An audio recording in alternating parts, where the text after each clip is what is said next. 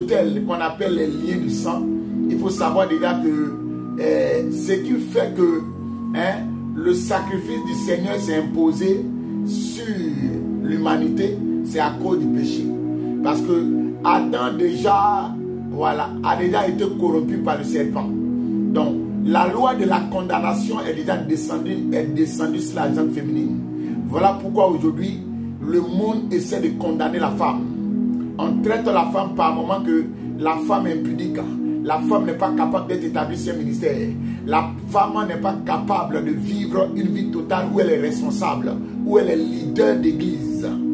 Et toutes ces expériences viennent déjà de son erreur qui s'est passée. C'est pourquoi le Seigneur a dit simplement à cette femme, où sont ceux qui te condamnent? Donc, c'est vrai que le péché originel est entré dans l'humain en passant par la femme. La première porte qui a été ouverte, c'est la porte de la gente féminine, de l'espèce, de la race féminine. Donc ça veut dire que Adam avait une porte qui devait s'ouvrir pour le péché.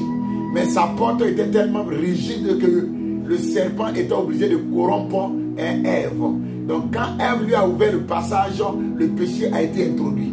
Et comme il avait accès à Ève, il savait qu'il pouvait aussi avoir accès à son mari Adam. Parce que Dieu était obligé d'ouvrir des côtes pour créer Ève. Donc il y avait une porte qui était ouverte au niveau des côtes d'Adam. Et c'est cette porte qui a donné accès à la vie d'Ève. Voilà pourquoi dans un foyer, c'est des principes bibliques. Ce qui arrive à ta femme, forcément arrive à l'homme. Celui qui veut comprendre un ministère, c'est comprendre la vie de la femme, de l'homme de Dieu. Voilà pourquoi dans le monde des esprits, la plupart des témoignages que j'ai, les gens qui étaient dans la sorcellerie, pour atteindre le pasteur, c'est sur sa femme. C'est la femme qu'on attaque d'abord. Quand ils arrivent à avoir un accès dans la vie de la femme, automatiquement l'homme devient vulnérable. Que Dieu justifie les ministères de la femme. Que Dieu vraiment retire le cœur de Jézabel, le cœur de la sirène, le cœur du serpent dans le corps des femmes.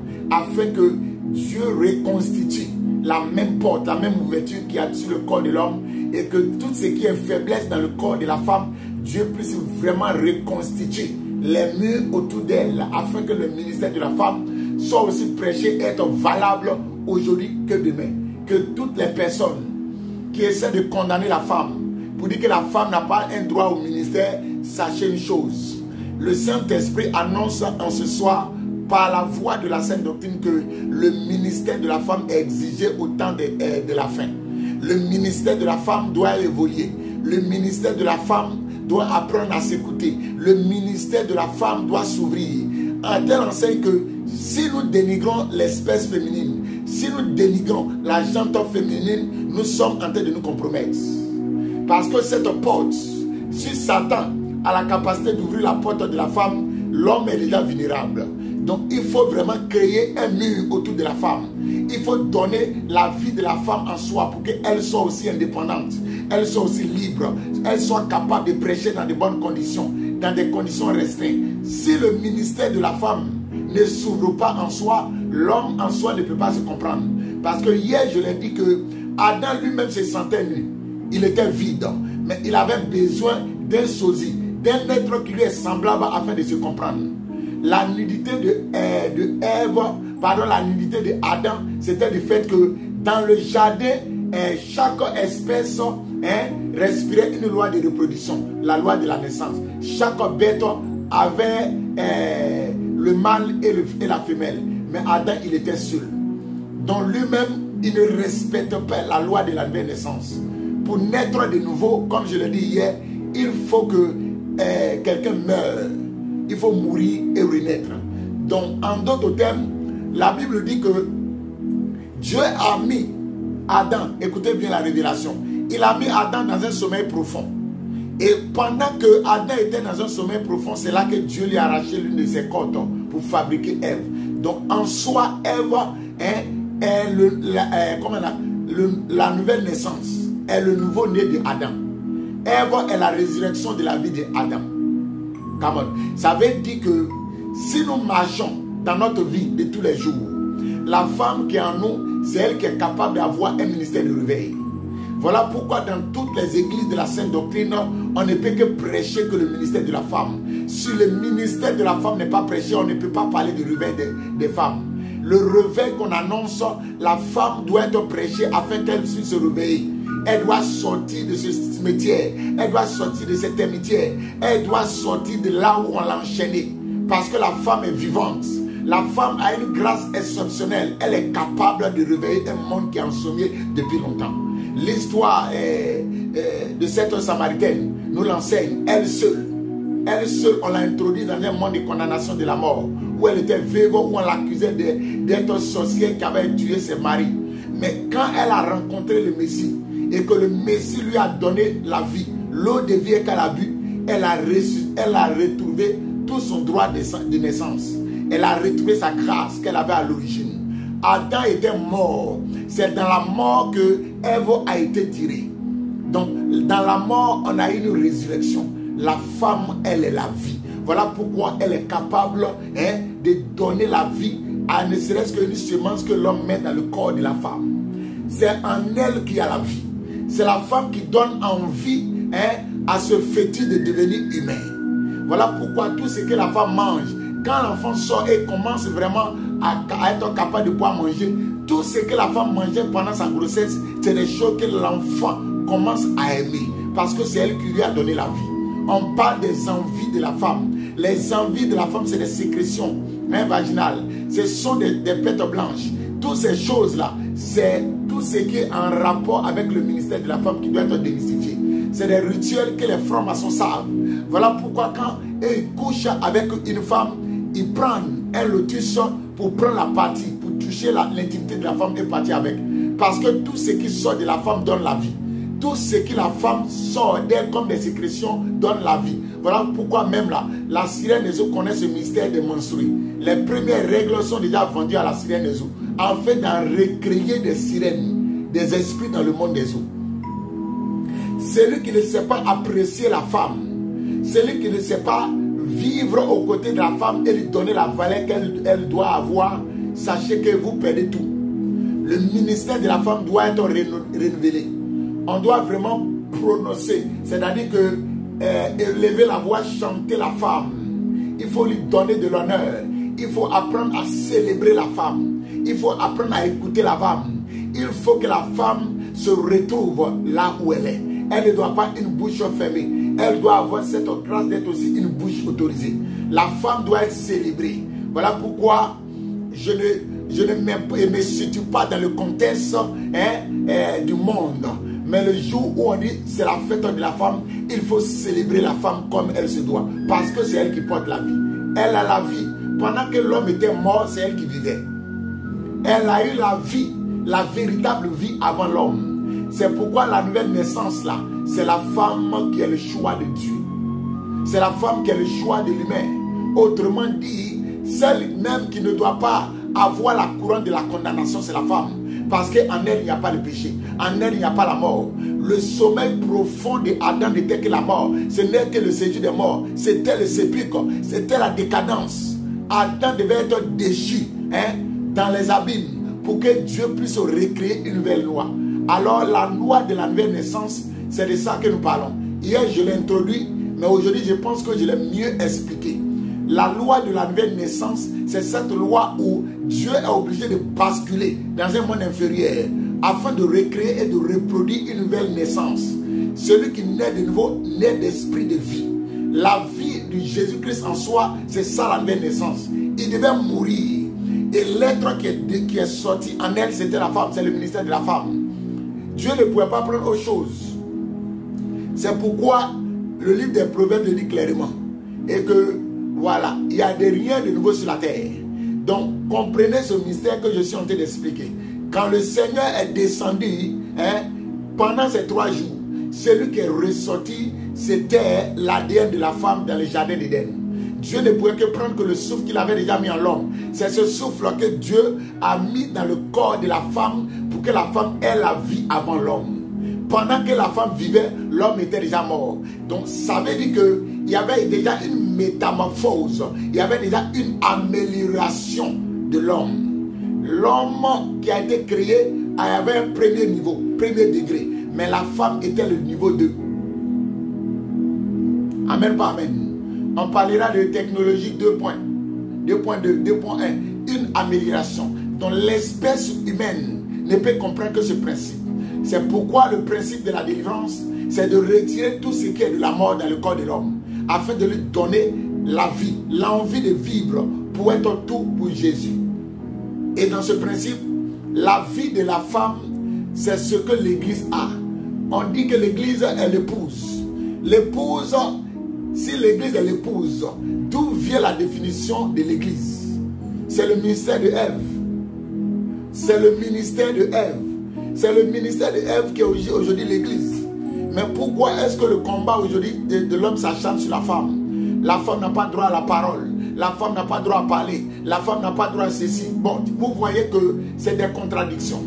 Donc, expliquons bien les choses comme Dieu nous l'enseigne. Donnons le message de la vie aux femmes. La femme, elle a la grâce de pouvoir donner naissance. Aucun homme sur la terre ne peut porter un enfant dans son ventre. Biologiquement, et lui donner une naissance comme il se vaut. Ça n'existe pas dans le monde spirituel. Le principe où l'homme devait porte grossesse aujourd'hui, c'est des choses de la rébellion.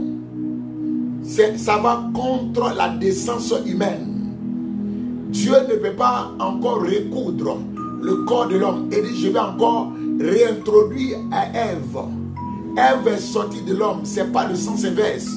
Donc toute loi contradictoire s'oppose à l'humanité.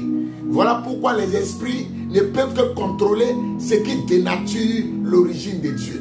L'origine de Dieu, c'est la femme. La jante féminine, c'est l'histoire de Ève.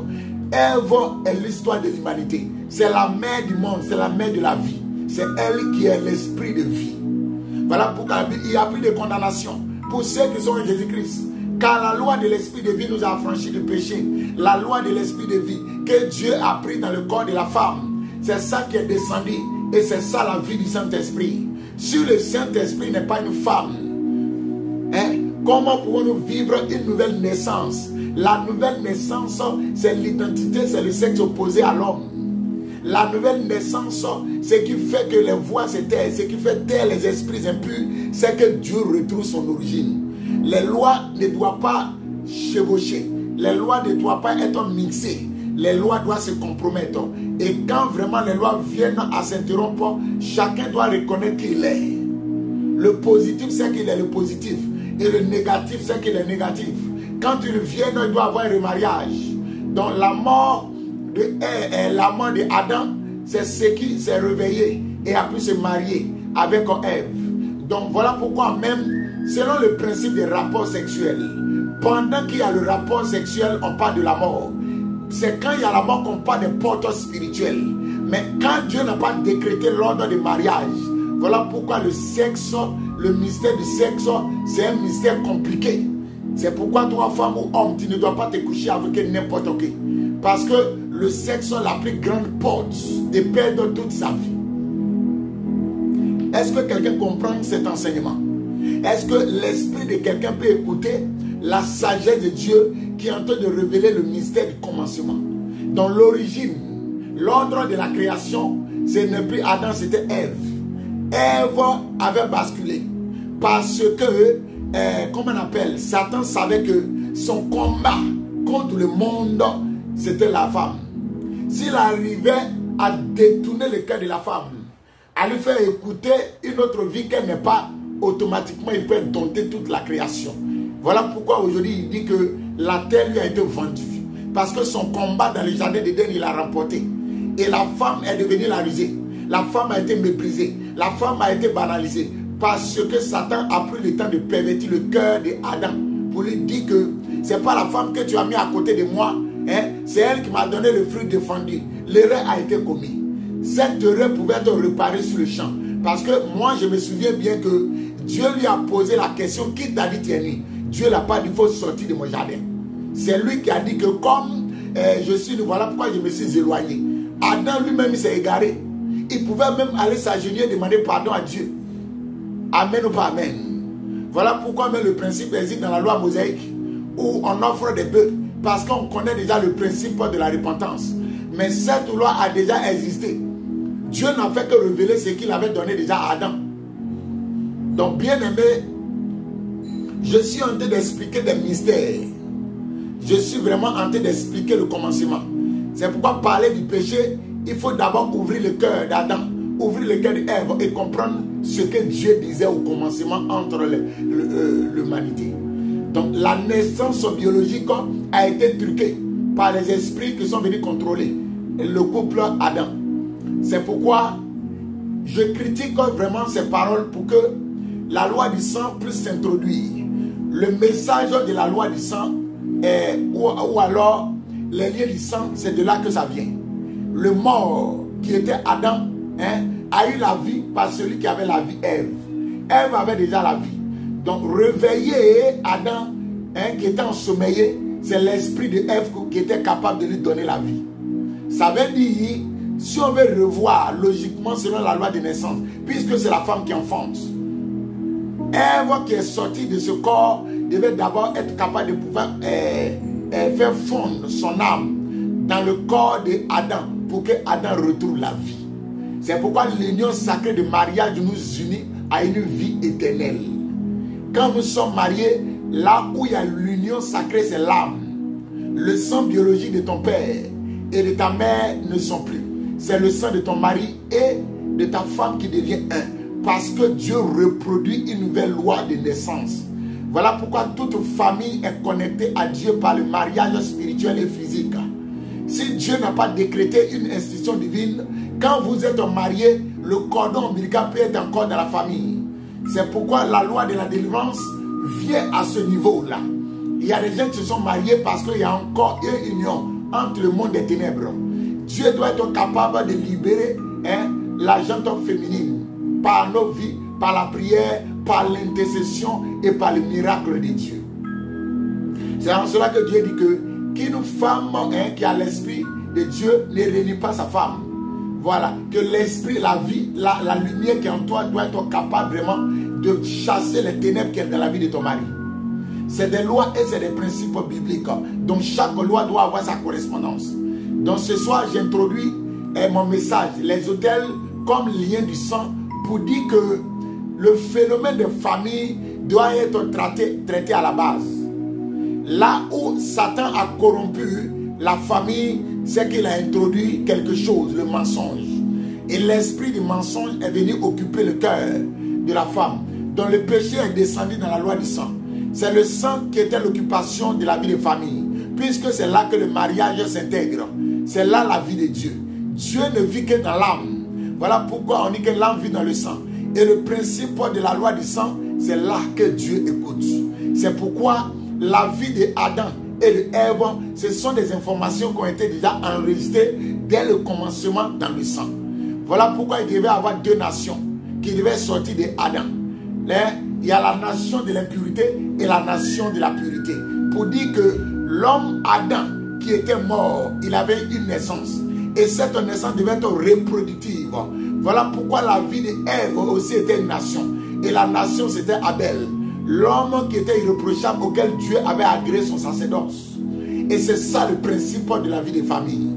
Donc la délivrance s'institue au niveau de Caïn. L'homme Caïn en soi était la mort. Celui qui était ensommeillé, celui qui était dans la profondeur, l'esprit du sommeil qui était dans le corps d'Adam. Pendant que Ève était en train de se réveiller, Ève était en train de se ressusciter. Donc la délivrance en soi, c'est de prier obligatoirement contre le démon de la mort, afin que ce démon quitte les corps. Et lorsque le démon ne vit plus dans le corps de l'homme, automatiquement, la vie d'Adam et de Ève, ou alors la vie d'Adam est obligée de couler naturellement comme eau. Le rocher en soi, c'est ça la vie. C'est ça l'huile de la bénédiction. C'est la vie de Caïn qui doit être vraiment méprisée. Donc, dans toutes les familles, là où on parle de Caïn, c'est là où on parle vraiment de la manifestation d'esprit. La porte des familles, c'est Caïn. C'est Caïn qui a ouvert l'autel de la mort pour que les génies puissent s'incruster, pour qu'on parle de l'idolâtrie. Le phénomène de la vie de Dieu se situe au niveau de l'âme. Donc, dans toute histoire de famille, si nous ne prions pas pour les liens du sang, parce qu'on a été déjà attachés, le gouvernement de Dieu se symbolise dans la vie de famille. Et c'est ça, le message des temps de la fin. La délivrance a un seul nom, le lien du sang. Le lien du sang doit être interrompu. Le lien du sang doit être coupé. Le lien du sang doit être vraiment démystifié. Parce que si les esprits écoutent la voix du sang, ils sauront qu'ils ont une loi. L'interdiction de la vie de Dieu, quand cela arrive au niveau de l'âme, Dieu ne vit plus et l'homme ne peut devenir qu'un démon en chair. Voilà pourquoi toutefois que l'âme a été vendue à la sorcellerie, un génie est capable de prendre et de contrôler le corps de l'âme pour le faire sortir. Et ce qui sort, c'est l'être qui est dedans. En cet instant, le Saint-Esprit ne peut plus être l'habitant. L'être devient un génie qui transforme le corps de l'homme à être un démon. Et quand le démon s'assoit dans le corps, il peut faire des voyages où l'homme a la vie des génies, il a la vie des sirènes, la vie des serpents. Et au milieu de la nuit, il peut se retrouver entre ses pères, en train de manger des viandes, en train de tuer des rats. Voilà. Et c'est ça le principe de la sorcellerie. Donc l'âme en soi, c'est le résident de la vie de Dieu. L'âme en soi, c'est l'habitation du Saint-Esprit. L'âme en soi, c'est le cœur de Dieu. L'âme en soi, c'est là où l'information de la Bible s'institue. Celui qui prêche la vie de Dieu, s'il ne voit pas ce que Dieu veut dire chaque matin, il y aura problème. Les problèmes non résolus dans la délivrance dans certaines communautés viennent de l'âme. Le problème de l'âme, c'est que Dieu ne se remarie pas avec son oint. Si Dieu a la capacité de se marier avec l'âme, tu vas voir que l'onction qui va descendre dans l'âme vient pour créer le divorce entre le monde des ténèbres et le monde de la vie. C'est une séparation. L'ordre est clair. Le monde invisible, l'ordre est clair dans le monde invisible. Les ténèbres ont envahi la terre, mais la lumière détruit. La lumière fait disparaître les ténèbres. Ça veut dire que la lumière et les ténèbres ne peuvent pas cohabiter.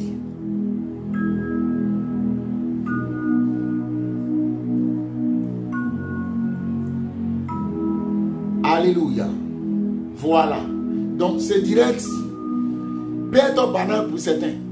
Parce que j'ai parlé vraiment de façon audible mais très rapide. Mais ouvre ton esprit.